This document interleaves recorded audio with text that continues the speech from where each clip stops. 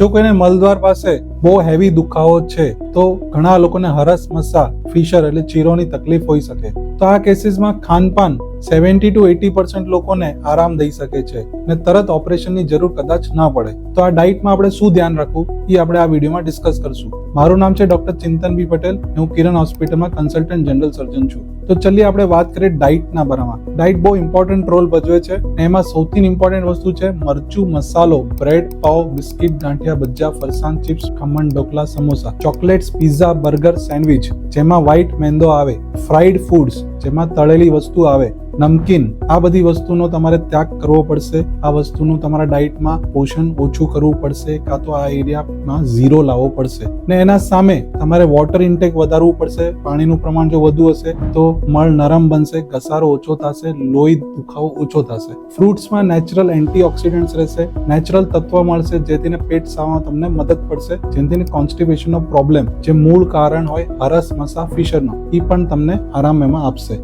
સામે તમારે boiled vegetables, કાકડી, ટામેટા, ગાજર, સલાડ્સ આ બધી જે ઉપયોગી નેચરલ વસ્તુ જો તમારા ડાયટમાં તમે શામિલ કરશો તો 70 થી 80% લોકોને આરામ મળશે, બ્લીડિંગ ઓછું થઈ જશે, દુખાવો ઓછો થઈ જશે ને કદાચ તમને એનસના એરિયા પાસે, મળદ્વાર પાસે સોજો પણ જો ઓછો થઈ જાય તો તરત તમને ઓપરેશનની જરૂર ના પડે. વધુ માહિતી માટે વિડીયોને લાઈક કરો, શેર કરો, સબસ્ક્રાઇબ કરો અને ફોલો કરો.